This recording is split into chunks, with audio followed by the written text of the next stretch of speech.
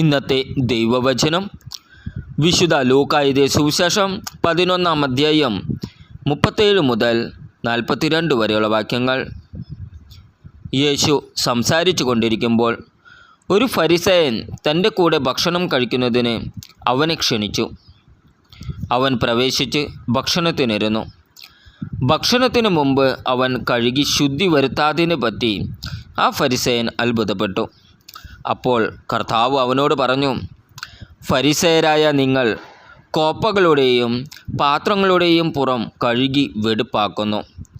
നിങ്ങളുടെ അകമോ കവർച്ചയും ദുഷ്ടതയും കൊണ്ട് നിറഞ്ഞിരിക്കുന്നു. ഭോഷന്മാരെ, പുറം നിർമ്മിച്ചവൻ തന്നെയല്ലേ അകവും നിർമ്മിച്ചത്?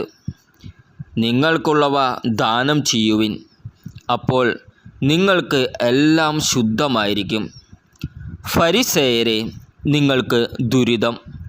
എന്തെന്നാൽ നിങ്ങൾ അരുതയുടെയും തുളസിയുടെയും മറ്റെല്ലാ ചെടികളുടെയും ദശാംശം കൊടുക്കുന്നു, എന്നാൽ ദൈവത്തിൻ്റെ നീതിയും സ്നേഹവും നിങ്ങൾ അവഗണിച്ചു കളയുന്നു.